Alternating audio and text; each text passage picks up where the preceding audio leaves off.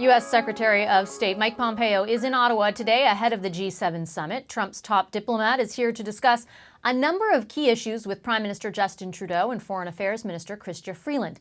Chief among them, China and its detention of two Canadians, widely seen as retaliation for Canada's arrest of Huawei executive Meng Wanzhou on the request from U.S. authorities. This is Pompeo's first official visit to Canada as Secretary of State. He landed in the capital this morning, greeted by outgoing Ambassador Kelly Craft. On Parliament Hill, he met with both Prime Minister Trudeau and Minister Freeland. And this afternoon, I sat down with Secretary Pompeo to discuss the Canada-U.S. relationship and tensions with China. Have a listen. Thank you, Mr. Secretary. It's a pleasure to have you with us today. Actually, it's great to be with you. Thanks for having me on the show. You said that the detention of Michael Spavor and Michael Kovrig is unlawful. You called it wrong. You've said that for a number of months now. China, of course, has not released them. Do you think that China will release those two individuals? I hope so. It's the right thing to do. It's always the case that what we ask of every country is just to honor their commitments. China talks about their commitment to rule of law, to the Vienna Convention, all the core principles that nations that are engaged in the international community properly do. We hope in this case they'll do the same.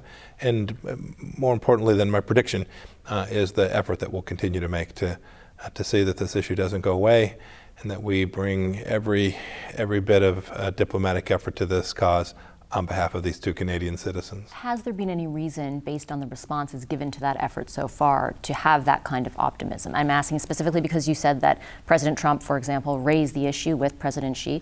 What was the response like? Has there been any sort of willingness on the side of the Chinese from what you've seen? Well, we've not been successful so far. And more importantly, we haven't gotten these two back to their homes and to their families. That's the mission set. I don't want to characterize precisely how the Chinese have responded, but we know that the response that's needed has not been achieved yet. Can you tell us what the response to President Trump's ask was? I'd rather not talk about the conversations. The president said publicly that he'd done this, that he'd engaged in that conversation, so I'm comfortable sharing that. Beyond that, I'd just prefer not to go. China has said that the only way this ends is if Huawei's CFO Meng Wanzhou is released. You spoke about that a few minutes ago too. You see it as a very separate issue. You said, in fact, that it's the case against her is legally straightforward, or the extradition request is legally straightforward, and what China is saying is something completely different. President Trump, though, has tied the two together in the past. He told Reuters last year, if I think it's good for the country, if I think it's good for what will be certainly the largest trade deal ever made, which is a very important thing, what's good for national security, I would certainly intervene if I thought it was necessary. Is that off the table? We've been pretty clear with respect to the way we process and ask other countries with respect to extradition. I expect this case will be no different from that. Attorney General Barr and the Justice Department team have a process by which they evaluate any time they ask for this extradition, which is a big lift oftentimes. Certainly in this case it is as well. They were thoughtful in the request, and they'll continue to accord with American law and international law in the way that they proceed there. I'm very confident of that. Was the president wrong, though, to link the two? Because in essence he did link the charges leveled against Meng Wanzhou with the extradition process here in Canada. Was he not kind of undermining the argument being made by yourself and your Canadian counterpart that this is about the rule of law? Remember, the question that you referred to that I took earlier today had to do with connecting up these two improperly detained Canadian citizens with a lawful process, promises, commitments that were made that the United States continues to honor and China has chosen not to honor its commitments. Those are the things we're focused on. They're the outcomes that we seek in each of those two cases. But when I hear them connected, even when it's in a question, I find it disturbing because the Chinese want to show that these are connected, when in fact there's no moral theory under which these two are connected. I just want to be clear, though, for the Canadians who are watching, that there's no way in which Meng Wanzhou's case becomes a part of a trade deal with China. Is that what you're saying? I've answered 6 questions. I think I've answered all of your questions. Okay, let me move on because I want to ask you about Iran. Has there been a formal request from your government or from yourself for Canada to participate in the naval patrol in the Strait of Hormuz? We want every nation that depends on freedom of navigation, not only freedom of navigation in this particular body of water, but freedom of navigation all around the world. We all trade, we all have commerce. We invited Canada and dozens of other nations to participate in information sharing effort around this Operation Sentinel. We want them all to participate. And so we've asked them, each one, to say, what can you contribute? What are you prepared to do? How can you help? This fundamental idea of waterways being open for free and fair navigation is central to economic success for both the United States and Canada and all of the other countries we invited, and we would welcome their participation in keeping the Strait of Hormuz open. Can I ask you to be a bit more specific, if you don't mind, on what the ask would be? I take your point that you've said, what you're willing, but is there a request, for example, for naval help from Canada? Every country will help in a way that fits with their choices, their capabilities, their capacity. We're prepared to take any and all help. Some will provide gray ships on the water, some will provide help overhead, some will provide logistics support. There'll be many ways that different nations can participate. We will keep private how we think those countries can best do that to fit what is the overall objective, which of course is to deter aggression from anyone, from any country, not just Iran, on any commercial vessel that is traversing the Strait of Hormuz. We're hopeful that our Canadian friends will participate. Are there ongoing conversations with the Canadian government about the specifics of what the contribution might amount to? Yeah, I never talk about private conversations that we're having. All right, let me ask you about another topic, because I only have a few more minutes left with you. President Trump said yesterday, and I want to quote specifically, of foreign ISIS fighters detained in Syria, quote, "Europe has to take them, and if Europe doesn't take them, I'll have no choice but to release them into the countries from which they came," which is Germany and France and other places. Is that the formal policy of your administration, and does it apply to Canada? We want every country to take their citizens back. That's step one. It's an imperative that they do so. The challenges of these citizens that are, these terrorists rather, that are detained today inside of Syria present risk to the world. They present real risk to the Canadian citizenry.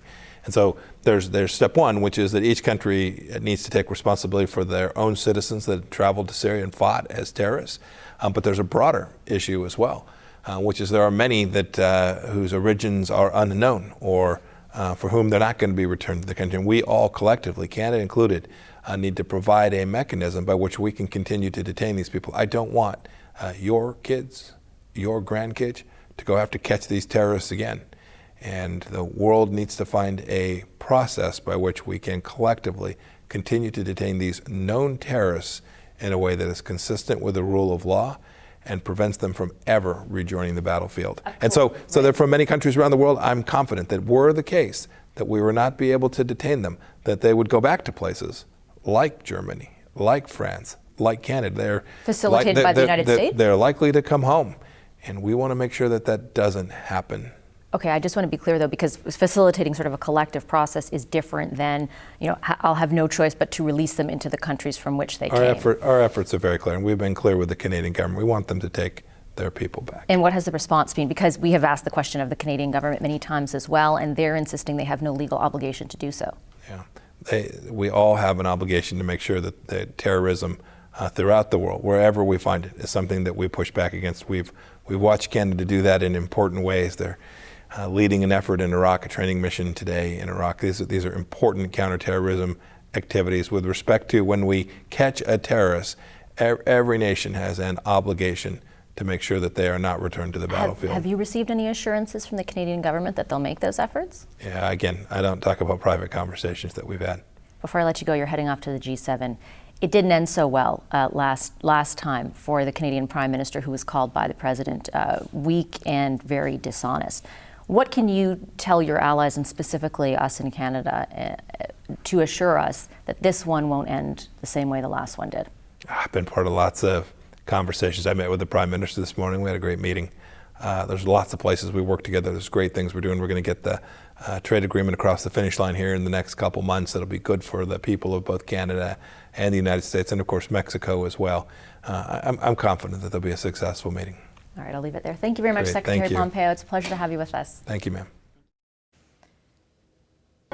The arbitrary detention of 2 Canadian citizens in China is fundamentally different as a human rights matter, as a rule of law matter. These are fundamentally different matters than the Canadian decision to use their due process and the rule of law. That's what China wants to talk about.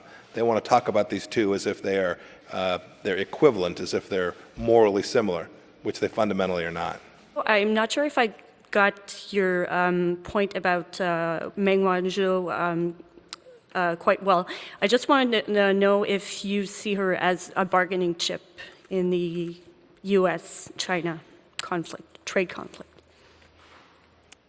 No. U.S. Secretary of State Mike Pompeo speaking this afternoon in Ottawa following his visit with Prime Minister Trudeau and Foreign Affairs Minister Chrystia Freeland. In an interview on this program, Pompeo said he's committed to helping the two Canadians, Michael Spavor and Michael Kovrig, who are detained in China. Dropping the extradition case against Meng Wanzhou, though, doesn't appear to be on the table. Last year, U.S. President Donald Trump suggested it could factor into trade talks with China. So after today, what more do we know about the U.S. administration and what it's doing to resolve that dispute with China? David Mulrooney is a former Canadian ambassador to China. He joins us now from Toronto. Hi, Mr. Mulrooney. Pleasure to see you again. Good to be with you, Vassy. Thanks so much for making time for us. On the case of the two detained Canadians, Michael Kovrig and Michael Spavor, Secretary Pompeo said that he didn't want to comment on how the Chinese responded to President Trump's request. He did confirm that President Trump raised the issue with President Xi, but he wouldn't say exactly what the response was. What does that indicate to you? Well, you know, when I heard him speak, I heard him say a couple of things. One, he presented the case about as well as you could. It was a very clear explanation of why so many Canadians are concerned about the detention of our two Canadians, Michael Spavor and Michael Kovrig. It's really clear. And he made it clear in very compelling language that the United States is raising this issue on many levels and doing everything he can. So that's very encouraging. But he was also equally clear in saying that they had not got the desired result, which is to bring those Canadians home. So he wasn't creating false hopes. He was saying, well, we've made our case, we'll continue to make it, but so far we haven't heard what we need to hear from the Chinese. I think that's about all you can ask of the Americans. We certainly have to hope they'll keep doing that. But we have in Secretary Pompeo someone who clearly understands the issues and is prepared to make the arguments. Is there more? I know you say that that's all we can ask of them. I guess given the way in which this all unfolded, that it's because of the arrest of Meng Wanzhou at their request that those two Canadians essentially are detained, or at least that's what's widely understood. Is there something else beyond raising the issue that the U.S. could or should be doing, or is this, you think, the appropriate response? Well, I've felt for some time that there's another step to this. There's another piece of this, and that is that what China is doing with Canada, with Australia, with New Zealand and others is trying to pull apart the coalition that supports the United States, a coalition that's been built up since the end of the Second World War. That coalition is pretty fragile in large part because of things that are emanating from Washington itself, and the Trump presidency hasn't made that any easier. But the fact that China is using its size and its power to bully smaller countries that are part of this larger Western alliance is an American issue. It's something that should concern the Americans. So it's not a favor they're doing for us. It's something that is in the American interest as well. And that's an argument that I think we have to keep making. So I think right now the Americans are focused on the fact that they need to keep us focused on the extradition of Meng Wanzhou, and they need to support what's happening. But there's an added dimension to this, that what China is doing to a number of countries, including Canada, is fundamentally detrimental to the Western alliance that the United States has led and benefited from since the end of the Second World War. We played that clip a few minutes ago in which Secretary Pompeo addresses the idea put forth initially by President Trump that Meng Wanzhou's case, the charges leveled against her by the U.S., could somehow be tied to the potential for a trade deal with the U.S. I asked Secretary Pompeo again quite a few times about it. It was hard to he didn't give me a yes or no answer quite as clearly as he said, no, she's not a bargaining chip. What is your sort of impression about that idea first brought up by President Trump and what you heard from Secretary Pompeo? What I heard from Secretary Pompeo was the right answer. Unfortunately, it didn't entirely accord with what actually happened. So he's in the embarrassing position of having to explain away something that really undermines his own argument. The idea that Madam Meng becomes a bargaining chip demolishes the principled argument that the Canadian government and people like Secretary Pompeo have been making. So the next best step is to repeat the principled argument and say that's where we're going, and not try to explain what the president has done. The problem with that, it's reassuring as it goes that maybe this was an aberration, but it has to keep us focused on the possibility that this will be determined by the last thing in the president's mind in the final minutes of his next conversation with Xi Jinping. It can never be completely abandoned. That being said, in recent days, the president has also associated the trade discussions with Chinese actions in Hong Kong, saying that if the Chinese intervened aggressively in Hong Kong, that could have an impact on many things, by which I think he meant the trade discussions. When you cry wolf too many times, of course, the Chinese become immune to your histrionics. So he's kind of confusing things, if nothing else. What is your read right now on the Chinese reaction to all of this? We've seen definitely in the past few days, and ever since the joint statement from the EU and Canada on Hong Kong, a real sort of renewed retaliatory tone or very direct tone in response to those comments from Canada, even singling out Minister Freeland herself. What's your impression of that? My impression of that is it's pretty much par for the course. They're going to comment. What Minister Freeland said was, was welcome, but it wasn't by any means over the top. We have real commitments in Hong Kong that date back to 1997, promises we made about supporting Hong Kong institutions, rule of law, free speech, etc. And we have 300,000 Canadians there. So what she said was entirely reasonable. I think the Chinese are feeling the strain of having to manage quite a number of crises, global crises, where criticism of China is quite intense, and we may be seeing some of that frustration. But we're also seeing in what Secretary Pompeo has said, a fairly classic Chinese response, which is to stonewall and to hang tough when it comes to our 2 detained Canadians. I really hope that international pressure, and there can be no pressure stronger or more compelling than that from the United States. I hope that has an impact, but it may not. The Chinese may hang tough and say, until we know what's happening to Madam Meng and until she's ideally, for them, returned to China, we're not going to release these people. These things are linked.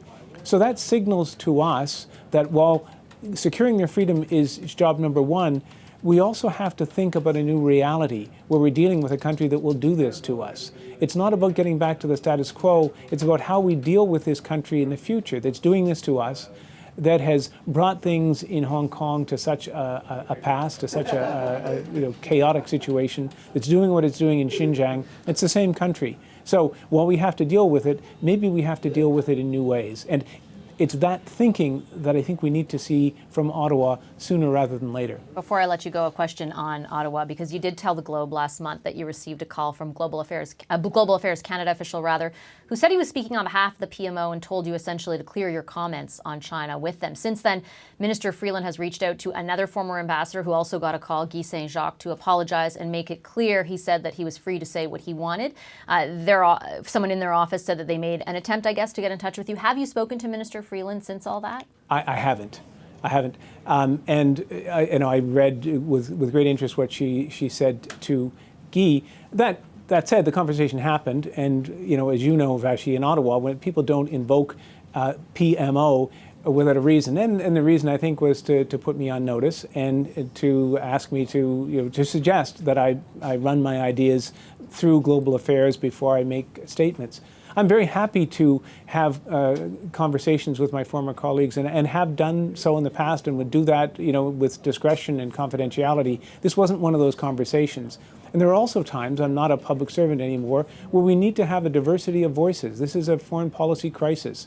We need to have a variety of opinions and voices, and that's where good policy comes from. So we shouldn't be afraid of this discussion. And that's where I would leave things. It's a closed case as far as I'm concerned. But I'm going to continue to speak out and try to, where I can, add some experience and a few insights. I'll try to do so. I appreciate that. And just one quick follow-up. The government had insisted after that that the person who you spoke with was acting of his own volition and was not acting on the direction of the Prime Minister's office.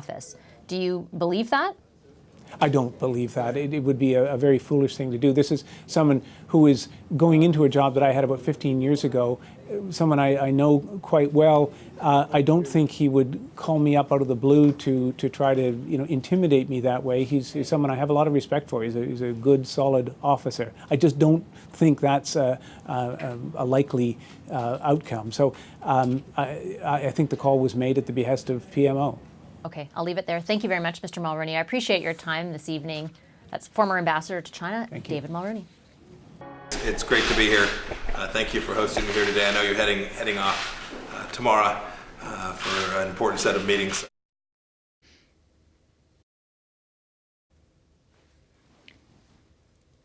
Just a few highlights from Mike Pompeo's first official visit to Canada as U.S. Secretary of State. He's here on the eve of the G7 summit in France to discuss key issues like the ratification of the new NAFTA and China's detention of 2 Canadians. How significant is the visit, and what does it say about Canada's current relationship with the U.S.? Sarah Goldfeder is a former U.S. diplomat and now principal at Earnscliffe Strategy Group. She joins us in studio. Hi, nice to see you. Hi, good to see you. How do you think the meeting went?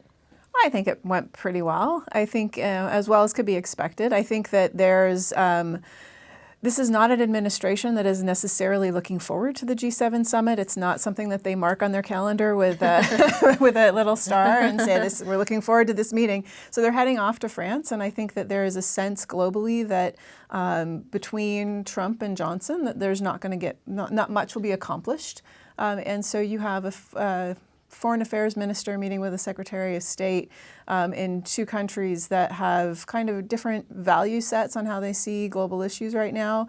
And so trying to come up with some common ground was probably a bit of a stretch, especially since when you look at what the G7 is supposed to be about this round, which is all about global inequality and what the G7 countries can do to mitigate that a bit, these aren't issues that Americans want to talk about right now. So you mentioned the G7. If we think back to the last one, the end of that ended up being probably one of the low points of the relationship between our 2 countries. And even within the context of just President Trump and Prime Minister Trudeau's relationship, for our viewers, you'll remember at the end of Charlevoix, President Trump ended up calling Prime Minister Trudeau weak and very dishonest, I think it was. It was not a good ending. If you were to look back there and compare the relationship today, how would you assess it? Oh, I think we've come a long way. And I think that not just this visit, but there's been kind of 3 visits that I kind of think of as a set. So there was the vice presidential visit, there was the visit just last week of Minister Freeland down to see Secretary Pompeo, and then this visit, which kind of comes at an opportune time for the Trudeau government. He's coming to visit, mere weeks before the writ drops, mere weeks before an election campaign begins. So he really couldn't have waited any longer. And at the same time, the ambassador up here is moving from her post here in Canada down to New York to be Pompeo's representative to the U.S. UN. And it's a good time for them to sit down and meet. It's a good time to bolster the relationship between the 2 countries, since both with Ambassador McNaughton leaving and Ambassador Kraft, there's going to be chargé d'affaires. They're both very competent chargé d'affaires. They're both stars in their own right, but it's still a little bit less of a relationship than having an ambassador in place. And to have a Secretary of State come to visit, you like to have that ambassador there to greet them. We were for so long focused on NAFTA and how, it's still not ratified, obviously. There's a lot going on there. But every time officials from this country and the U.S. met, it was, all the coverage and all of our questions centered around NAFTA. That has definitely changed. What do you think the priorities for Canada going into a meeting like this are? Well, I think you heard a lot of them based on, they're around the issue with China. And around, there's really a trio of issues around China. So there's the human rights issues, which are more than just these 2 men. It's also the situation in Hong Kong. And so that's one bucket of issues. There's the trade issues, which, the United States and China are having their own trade war. But then there's also these secondary trade effects on canola and beef and pork and other agricultural imports from Canada that have been stopped from going into China. And then there's a security bucket, and then you have the entire discussion around 5G and the role of certain Chinese companies in that infrastructure in especially Five Eyes countries. And so there's 3 buckets there, just within one relationship, really, that have to be addressed. There's the incidents in the Strait of Hormuz, and Australia's just signed on to be part of that coalition. So you have really 3 of the Five Eyes working to operate together on that. You have a number of other issues like Venezuela, for example, that are just kind of festering globally. You've got Israel as well, always, but you have also India and Pakistan, which has also really picked up in the situation in Kashmir. I wanted to touch though on the Strait of Hormuz as well, because that is something that we asked Secretary Pompeo about. His answer sort of reminded me. It took me back to the time in which the U.S. was almost leading a coalition against ISIS, and it was a similar sort of thing at the time, where it was like, we want everyone to participate, but he was very hesitant to obviously say we would like a ship from Canada or specifically this or that. What do you think the strategy for the U.S. right now in the Strait of Hormuz is, and how do you see Canada factoring in, if at all? Well, I think that since they've already got the UK and Australia on board, it's going to be hard for Canada and New Zealand to say, no, we're not interested in being involved in this at all. So you don't really want greater and lesser partners in the Five Eyes. You want everyone to be on the same page.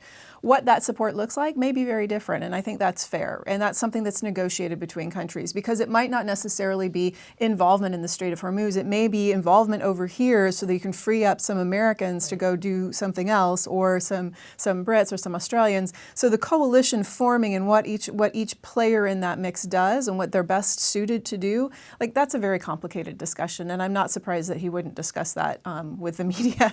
I think it's probably still very messy, even behind closed doors. Is the calculation for a country like Canada a bit complex, though? And I wonder, just because of the variety of sort of dispositions on the JCPOA and the nuclear arms agreement with Iran. And I know that, I guess maybe it makes it a bit easier to see some of our allies, especially Britain, for example, join in the Strait of Hormuz. But is the positioning on it for a country like Canada a little more difficult because of that?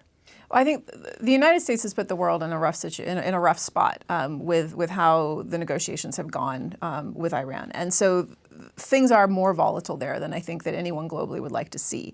And President Macron has noted that he would like to have this discussion as part of the G7 discussion, so that they have some sort of mitigation effort that could be joined by all 7 of the G7 countries.